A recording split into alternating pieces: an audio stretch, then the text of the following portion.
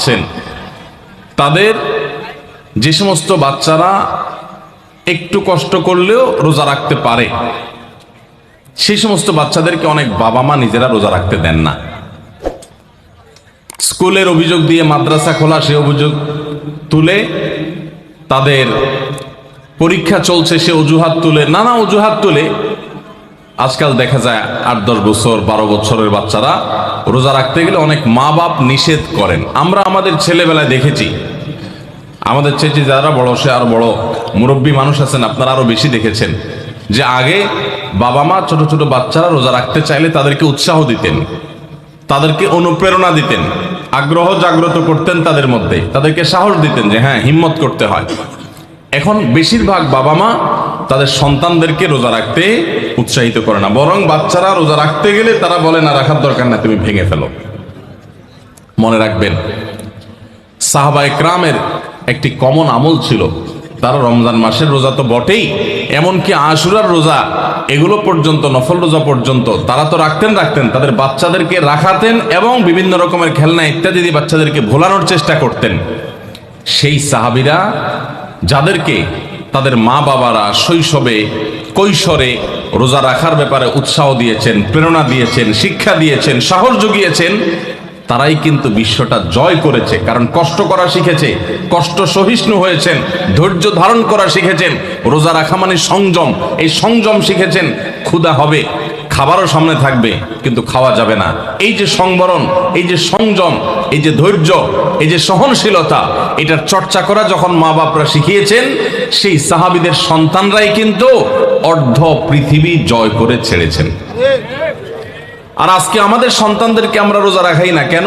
আমাদের মায়া হয়, ছেলেটার মুখটা ফ্যাকাশে হয়ে যাবে, মেয়েটার মুখটা শুকায় যাবে, আমার কাছে ভালো লাগবে না।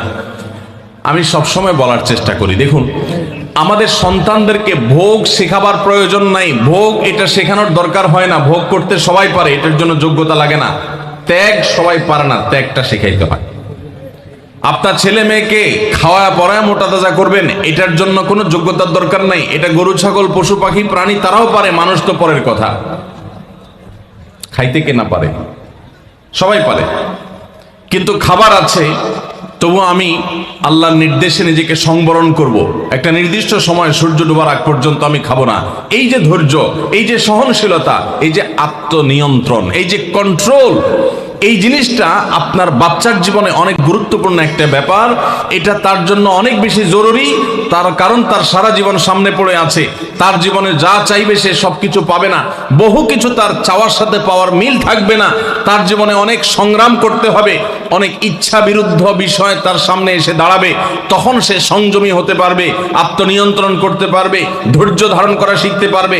আপনি যদি তাকে রোজা শিখান, আপনি তাকে যদি সওম শিখান, আপনি যদি তাকে বিরত থাকা শিখান, আপনি যদি তাকে সংযমের এই ইবাদত শেখান, আর যদি শুধুমাত্র ভোগ শিখান, বাচ্চা মুখ দিয়ে বাইর করলো আর আপনি অস্থির হয়ে গেছেন তাকে দেওয়ার জন্য, চোখ দিয়ে কোনো দিকে তাকাইলে তো সে কেনার জন্য আপনি পাগল পড়া হয়ে গেছেন, এমনকি হালাল হারাম পর্যন্ত বাজ বিচার করছেন না।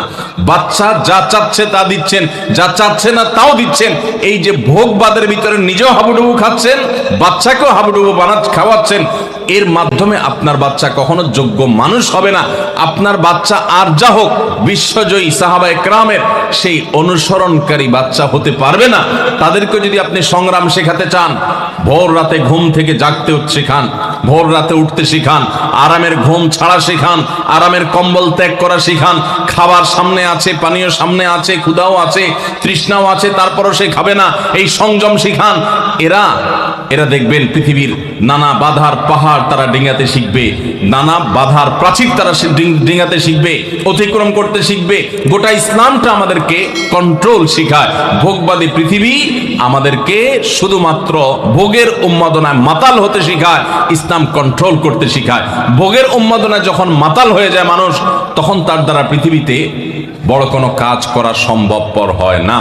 আজ গোটা পৃথিবীতে আমরা মুসলমানরা যেসব কারণে পিছিয়ে আছি, তোর মধ্যে থেকে একটা হলো এটা যে আমরা ভোগবাদের হাবুডুবু খাচ্ছি। আমরা ইসলামের যে নিয়ন্ত্রণ, আত্মনিয়ন্ত্রণ করার চর্চা এবং এর ট্রেনিং, এর প্রশিক্ষণ পাওয়ার কথা, সেটা আমরা নিচ্ছি না। রমাদান উপলক্ষে আমাদের বড় ভুল হলো যে আমরা নিজেরাও সিয়াম কি বলে সেটা বুঝার চেষ্টা করি না। রোজা কিন্তু আমাদের সাথে কথা বলে। রোজা বলে দেখো তুমি রোজা রেখে তুমি পান করছো না, তোমার তৃষ্ণা আছে, রুমে কেউ নাই, ফ্রিজে ঠান্ডা পানি আছে, চাইলেই খাইতে পারো কিন্তু তুমি খাচ্ছ না।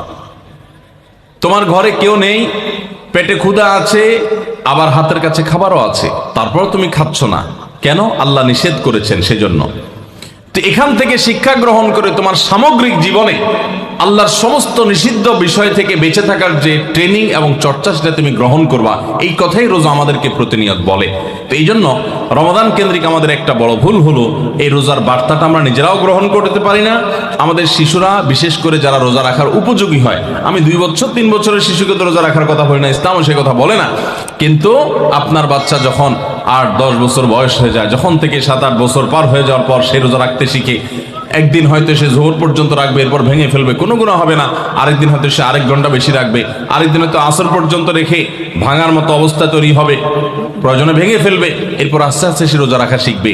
এই বাচ্চা যে কষ্ট করা শিখে, যে ধৈর্য ধরা শিখে, যে ক্ষুধার কষ্ট এটা নিয়ন্ত্রণ এটা বুঝে, সেই বাচ্চা অনেক বড় কিছু করতে পারবে, তার দ্বারা ভালো কিছু হবে। তো আমাদের বাচ্চাদেরকে রোজা রাখতে চাইলে তাদেরকে আমরা আরো বেশি উৎসাহ দেব, অনুপ্রেরণা দেব, সাহস দেব, তাদেরকে ভুলানোর চেষ্টা করব, এরা ইনশাআল্লাহ খাঁটি মুসলমান হতে পারবে, যোগ্য মানুষ হতে পারবে।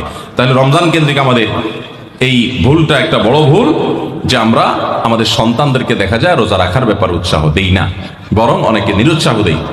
মনে রাখবেন, কোনো বাবা, কোনো অভিভাবক যেন বাচ্চাদেরকে নিরুৎসাহিত আমরা না করি। কোনো ব্যক্তি সুস্থ এবং রক্তদানে উপযোগী হওয়ার পরও রক্তদান করে না, তাদের উদ্দেশ্যে ইসলামের আলোকে কিছু বলুন। ভাইরা আমার, ব্লাড ডোনেশন অত্যন্ত গুরুত্বপূর্ণ একটা ইবাদত, আমরা অনেকে জানি না। সওয়াবের উদ্দেশ্যে করলে আপনি আল্লাহর কাছ থেকে সওয়াবের আশা করলে আপনি সওয়াব পাবেন। জানলা একজন অসুস্থ ব্যক্তি, তার হয়তো রক্তের দরকার হবে, সুস্থ মানুষের তো রক্ত লাগে না, সো আমি আমার শরীর থেকে 1 ব্যাগ রক্ত দিলাম, প্রপারলি এটা নেওয়া হলো আমার শরীর থেকে এবং দেয়া হলো একজন রোগীকে, তাহলে একজন রোগীর সেবা করার, নিজের শরীরের রক্ত দেওয়ার সব আপনি পেয়ে গেলেন। কত বড় একটা ব্যাপার! একটা পয়সা খরচ করা ছাড়া আপনি একজন মানুষকে, এমনও হতে পারে এই 1 ব্যাগ রক্তের বিনিময়ের মাধ্যমে ওই লোকটা বেঁচে গেল বড় রোগ থেকে, বড় অসুস্থতা থেকে বা মৃত্যু থেকে, তাহলে বিরাট বড় সওয়াব। আপনি টাকা পয়সা দিয়ে যা করতে না পারবেন, অনেক সময় শুধু শরীরে রক্ত দিয়ে তার চেয়ে বেশি করতে পারবেন। এবং রক্ত দিলে মানুষের শরীরের জন্য ক্ষতি হয় তা কিন্তু না। তাহলে আমরা কেন এটা থেকে কার্পণ্য করব? ইনশাআল্লাহ আসন্না ফাউন্ডেশন থেকে অচিরেই আমরা একটা বৃহত্তর পরিসরে ব্লাড ব্যাংক করতে যাচ্ছি। সারা বাংলাদেশে থ্যালাসেমিয়ার রোগী সহ যত রক্তের প্রয়োজন আছে মানুষের, আমরা তো আশা করছি যে ইনশাআল্লাহ রক্তের সকল ক্রাইসিস আমরা এই ব্লাড ব্যাংকের মাধ্যমে দূর করব। এছাড়া যেই ব্লাড ব্যাংকের মাধ্যমে আপনার সুযোগ হয়, সুবিধা হয়, অবশ্যই আপনি নিয়মিত রক্তদান করবেন। এটা অনেক বড় সওয়াবের কাজ। অনেকে কার্পণ্য করি আমরা, এটা কার্পণ্য করা বোকামি ছাড়া কিছু না। শরীরের কোনোই ক্ষতি নাই, বিনা পয়সা আমি এত বড় সওয়াব পেতে পারি, একটা মানুষ উপকার করতে পারি, কেন করব না?